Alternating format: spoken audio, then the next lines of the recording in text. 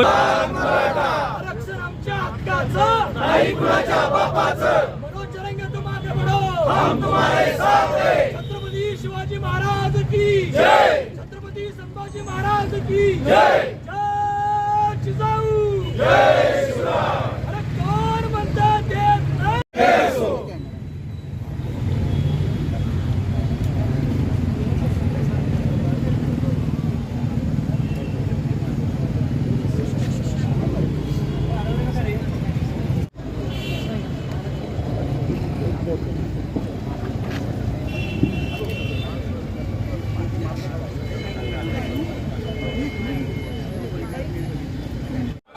एक मराठा, मराठ्याला आरक्षण मिळालंच पाहिजे. मराठ्याला आरक्षण मिळालंच पाहिजे. एक मराठा, एक मराठा येत नाही, घेतल्याशिवाय राहत नाही. आरक्षण आमच्या हक्काचं, नाही कुणाच्या बापाचं. मनोज जरंगे तुम आगे बढ़ो, हम तुम्हारे साथ हैं. छत्रपती शिवाजी महाराज. एक मराठा, मराठा कोण म्हणते देत नाही. घेतल्याशिवाय राहत नाही, आरक्षण आमच्या हक्काचं, नाही कुणाच्या बापाचं.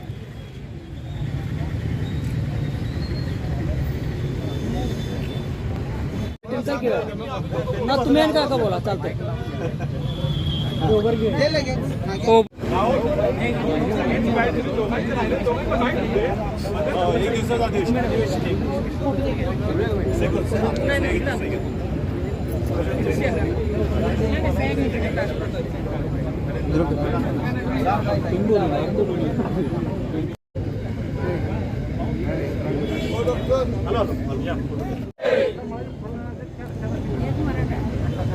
एक मराठा, संतोष एक मराठा.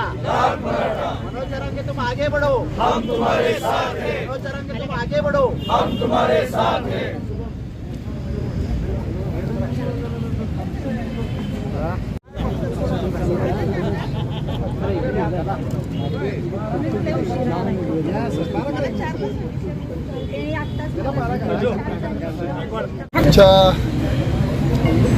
आरक्षणाच्या मागणी संदर्भामध्ये आम्ही सगळे बरोबर आहे, पण काल आपल्यातले प्रमुख जी कृती समिती आहे, काम करणारी मंडळी आहे, त्यांनी सांगितलं की एक दिवस आमच्याबरोबर या, उपोषणाला पाठिंबा द्या, एक दिवसाचं अधिवेशन घेण्यासाठी तुम्ही सगळ्यांनी पत्र द्या. त्या पद्धतीनं ती मागणी निश्चितपणानं त्यांची योग्य आहे. समाजाच्या आरक्षणाच्या संदर्भामध्ये जी भूमिका घेतलेली आहे ती राज्य सरकारनं तात्काळ लवकरात लवकर या समाजाला आरक्षण द्यावं, त्या मागणीसाठी पाठिंबा देण्यासाठी, त्यामध्ये सक्रिय होण्यासाठी आम्ही सगळे लोकप्रतिनिधी विविध पक्षांचे, विविध समाजाचे या ठिकाणी आलेलो आहोत. मनोज जरंगे पाटलांनी आत्ताच 15-20 मिनिटापूर्वी मला समजलं की गावातल्या लोकांनी आग्रह केल्यामुळं पाणी पिण्याच्या दृष्टिकोनातून त्यांनी ती मागणी मान्य केली. बैठक चालू आहे, उपसमितीची बैठक चालू आहे. सकाळी आयोगांच्या बैठका सुरू होत्या, तेव्हा त्याच्यामध्ये राज्य सरकारवर आणि केंद्र सरकारवर निश्चितपणानं आम्ही सगळे मिळून त्यांना आग्रहाची भूमिका घ्यायला भाग पाडू की या समाजाला आणि विविध समाजांच्या ज्या मागण्या आहेत त्याही बाबतीमध्ये आम्ही आरक्षण देण्याच्या संदर्भामध्ये निश्चितपणानं आग्रही भूमिका घेऊ ही ग्वाही या निमित्तानं देतो. या सगळ्या प्रकरणामध्ये आपण पाहिलं तर हे निर्णय आता लवकर होणं गरजेचं आहे.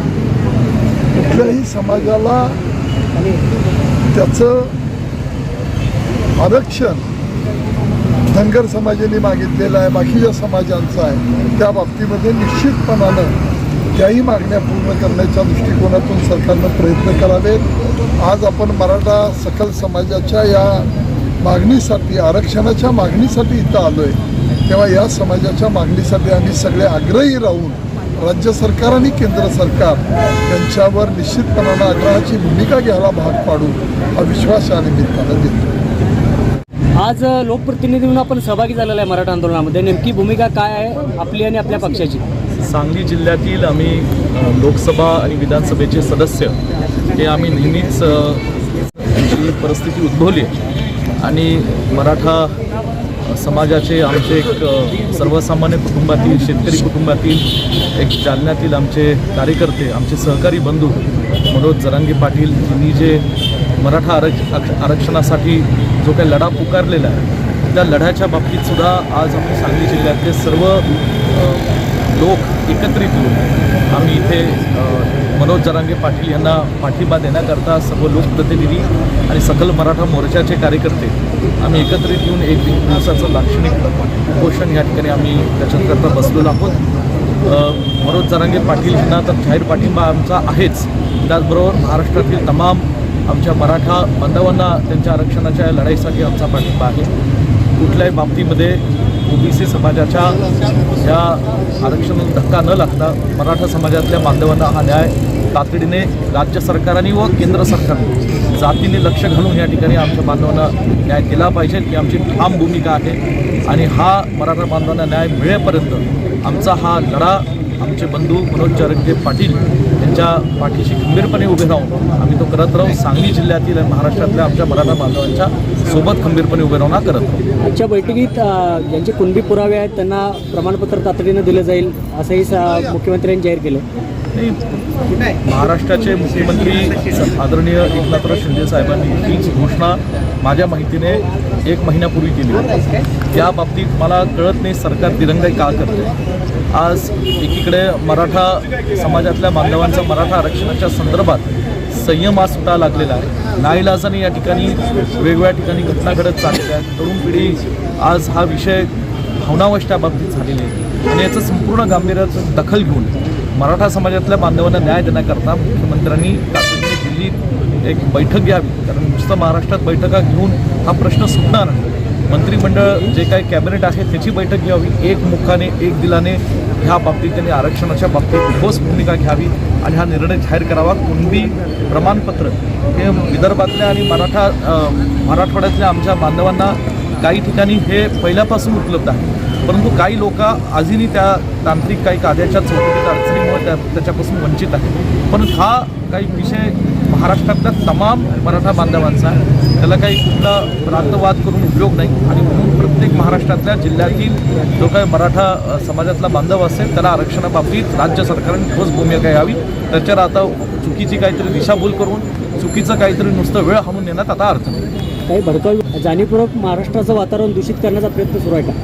नाही, मला कुठली भडकाऊ वक्तव्य केली त्याची कल्पना नाही, पण कोणी अभ्यास नसेल आणि अज्ञानपणाने कुठल्याही मराठा समाजातल्या बांधवांना कुठेतरी त्यांच्या भावना दुखवल्या जातील, कुठेतरी त्यांच्या भावनांना ठेच पोचेल असे कसलंही वक्तव्य सध्याच्या परिस्थितीत करू नये. ज्याला अधिकार नाही बोलण्याचा त्यांनी तर अजिबात बोलू नये. कुठेही अज्ञानपणाने बोलू नये. कायद्याच्या अभ्यास नसेल तर त्याच्या बाबतीत त्यांनी बोलू नये. उलट ह्या वेळेस अशी ही वेळ आणि परिस्थिती आहे की महाराष्ट्रातल्या सगळ्या जाती धर्मातील लोकांना आमची विनंती आहे, आव्हान आहे की ह्या प्रसंगामध्ये आपण मराठा समाजातल्या बांधवांच्या पाठीशी खंबीरपणे उभं राहू. सांगलीच्या पालकमंत्र्यांचं असं मत आहे की महाविकास आघाडीच्या दिरंगाईपणामुळेच ही वेळ आलेली आहे. त्या सरकारनं योग्य निर्णय घेतला नाही. ॲफिडेविट ज्यावेळेस सरकार कोर्टात द्यायचं होतं त्यावेळी वेळेत कोण गेलं नाही, म्हणून ही वेळ आज आलेली आहे. पण आम्ही कोर्टात टिकणार आरक्षण देऊ असं भाजपचं म्हणणं आहे. मला सांगलीचे पालकमंत्रीच्या बाबतीत एवढंच बोलायचं आहे. 14 पासून 19 सालापर्यंत ते राज्यात कॅबिनेट मंत्री होते, सत्ताधारी पक्षाचे आमदार होते. 19 ते 2-2.5 वर्षाचा जो काही कालावधी महाविकास आघाडी सरकारला मिळाला त्याच्या दुर्दैवाने कोरोनाचा प्रादुर्भाव होता, त्याच्यात लॉकडाऊनची परिस्थिती होती, त्याच्यातसुद्धा महाविकास आघाडीने जी काही ठोस भूमिका घ्यायची होती ती घेतलेली आहे. त्याला इतिहास साक्ष आहे. आणि आता ते सत्ताधारी आहेत. देशात त्यांची सत्ता आहे, भाजपची राज्यात भाजपची सत्ता आहे. ते कॅबिनेटचे एक वरिष्ठ मंत्री आहेत. त्यांनी याच्यात ठोस भूमिका घेऊन मराठ्यांना आरक्षण द्यावं, आमची काय हरकत नाही. मराठा समाजाच्या आरक्षणासंदर्भात गेली फार वर्ष फार तीव्रतेने मराठा समाज मूक मोर्चा असतील, रस्त्यावर उतरून असेल हा आग्रह करतो. मात्र केंद्र सरकारनं अजूनही त्याला सकारात्मक पाठिंबा दिलेला प्रामुख्याने दिसत नाही. फार पूर्वीपासून हा समाज शेतीवरती अवलंबून आपली गुजराण करतो. आणि अशा त्या मराठा समाजाला आरक्षण मिळणं हे खऱ्या अर्थानं गरजेचं आहे. त्यासाठी सगळे संघर्ष करतात. राजकीय पार्श्वभूमी बाजूला ठेवून एक मराठा म्हणून आम्ही सगळे प्रयत्न करतोय. त्याला केंद्र सरकारनं सकारात्मक विचार करून याच्यावरती योग्य तो निर्णय घ्यावा ही अपेक्षा आमच्या सगळ्या लोकप्रतिनिधींची आहे आणि त्याला त्यांनी सकारात्मक पावलं उचलावीत ही अपेक्षा आहे. मनोज जरांगे पाटलांनी मराठा समाजाच्या आरक्षणासाठी आंदोलन सुरू केलेलं आहे. या आंदोलनाचा दुसरा भाग सुरू झाला आणि सांगली जिल्ह्यामध्ये त्यांना पाठिंबा देण्यासाठी आपण सर्वजण इथं उपस्थित राहिले. कालच कलेक्टर ऑफिसमध्ये एक बैठक होती. सगळे खासदार आमदार होते. त्यावेळेला समन्वय समितीचे सगळे लोक तिथं भेटायला आले आणि त्याने अत्यंत आकडेवारीसह कसं मराठा समाजावर अन्याय होतो आहे त्याची माहिती दिली आणि आपण तातडीनं त्यामध्ये लक्ष घालायला पाहिजे असं सांगितलं. सगळ्यांना आम्ही सर्व मंडळीने ते ऐकून घेतलं आणि त्याच्यापेक्षा सुद्धा एक जे आकडेवारी बघितल्यानंतर सुद्धा असं लक्षात आलं की खऱ्या अर्थानं आपण मराठा समाज गरीब आहे, आपण त्या समाजातले ते आहे, आपण रोज बघतोय. त्याच्यापेक्षा सुद्धा आकडेवारीनं शास्त्रशुद्ध बघायला मिळालं आणि त्याच्यानंतर मग त्यांनी अशी मागणी केली की तुम्ही त्यासाठी काय करणार आहे. दोन गोष्टी तरी तातडीने करायला पाहिजेत की जरांगे पाटलांच्या उपोषणाच्या दृष्टीनं तुम्ही एक दिवस आमच्याबरोबर राहिलं पाहिजे आणि त्या जरांगे पाटलांच्या उपोषणाच्या दृष्टीनं एक दिवसाचं अधिवेशन विधानसभेचं बोलवावं असं सगळ्या आमदारांनी मागणी करावी. आम्ही तिथल्या तिथंच सगळ्या आमदारांनी पत्र तयार करून कागदपत्र पाठवलं आहे.